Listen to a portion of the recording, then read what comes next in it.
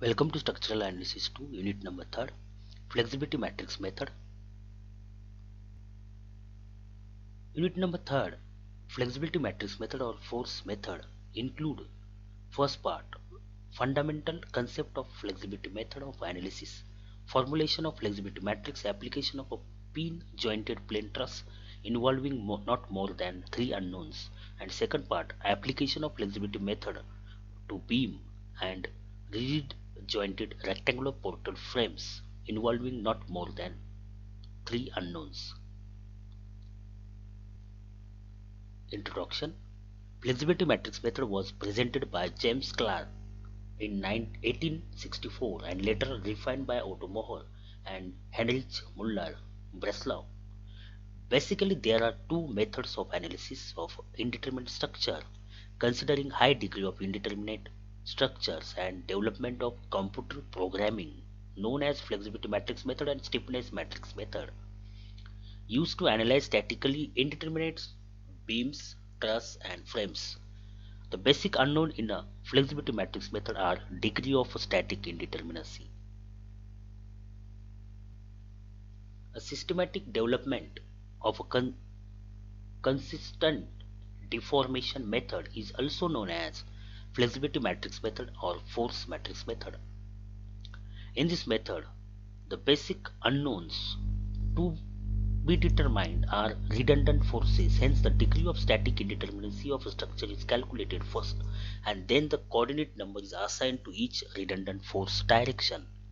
Thus, if F1, F2 up to Fn are the redundant force in the coordinate direction 1 to n respectively, if the restraint to the entire redundant force are removed, the resulting structure is called as basic determinate structure or release structure.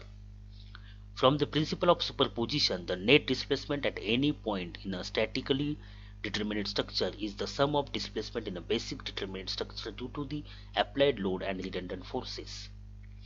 Now del 1 is a displacement in a coordinate direction 1 is equal to the displacement due to the load plus del F1 plus del F2 plus dash dash del into Fn. Now here a 1 1 later indicate 1 is the coordinate direction and second number n second number 1 indicate the force in the coordinate direction 1.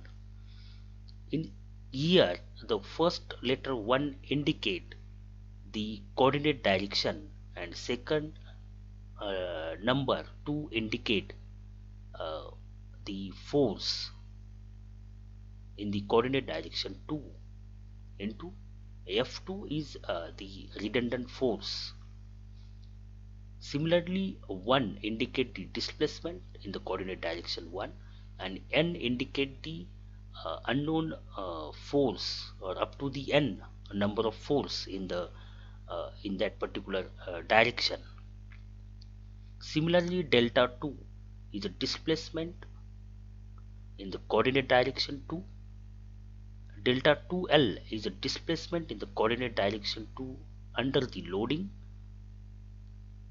Delta 2 1 again delta 2 1 is the nothing but the there is a force in coordinate direction 1 and displacement in the coordinate direction 2.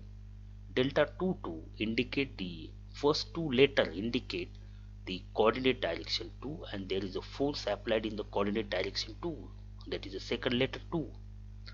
F2 is a redundant force F2 plus dash dash up to the del 2n into Fn. Fn again the up to the nth redundant force and here an indicate there is a application of a force in that particular nth coordinate direction. So by adding so all the displacement which is occurred in the coordinate direction 1 and 2, we will get the net displacement in the structure. this will form a flexibility matrix. See, delta 1 1, delta 1 2, delta 2 1, delta 2 2 are the coefficient of a flexibility matrix, and F1 F2 are the unknown redundant forces. So by forming the flexibility matrix, we can find out F1 and F2, where delta is a displacement in ith coordinate direction, del ij displacement at I due to the unit force at j, flexibility matrix element, del il displacement at I coordinate due to given loading in a release structure in the coordinate direction I. The above equation can be expressed in a matrix form as dq is equal to dql plus f into q. So where dq is equal to displacement corresponding to redundant in the original structure, dql displacement corresponding to the redundant in the release structure, capital F is a flexibility coefficient matrix, uh, uh, a flexibility coefficient matrix, and Q is unknown redundant force matrix. So where dql we can find out integrating 0 to L m into mi divided by ei into dx. So m is a moment in the original structure, and small mi is the moment in the release structure by applying the force in the coordinate direction I. Now similarly we can find out the coefficient of flexibility matrix Fij is equal to integrating 0 to L mi into mj divided by ei dx. Again this m, small m indicate the moment in the release structure in the coordinate direction I and j respectively. Degree of static indeterminacy, DSI. It is a difference between the unknown force in the member or support reaction and the equation of static equilibrium available for structure. So DSI is equal to R minus 3. So in the for the fixed support there are 3 reactions, 3 unknown. For the hinge there are 2 reactions, 2 unknowns, and for the roller support 1 reaction, 1 unknown is there. So for the current figure, the degree of static indeterminacy is R minus 3 is a formula. So R is a number of unknowns. So here is a 1, okay, here is a 2, and here are 3 unknown. So 3 plus 1 4 plus 2 become a 6. So 6 reactions are there, and minus 3 are the equilibrium equation, so is equal to 3. So if we neglect horizontal reaction, then it become, instead of 6 it become 4. Here only 2 we have to consider. Here is a 1, and again here is a 1. If we neglect the horizontal force, so it become 4. So 4 minus 2, and also we have to consider only summation Fy and moment as a known equilibrium equation. So 4 minus 2 become 2. So 2 is a degree of static indeterminacy. Steps for solution of indeterminate beam by flexibility method. First step, determine the degree of static indeterminacy. DSI is equal to R minus 2. Now in the present case, reactions are neglecting Fx. We having a 2 reaction here for roller 1 and also for hinge 1. So they are become 4 minus 2 is equal to 2 degree of static indeterminacy. Now choose the redundant forces. So redundant forces means the forces by removing that structure maintain its stability.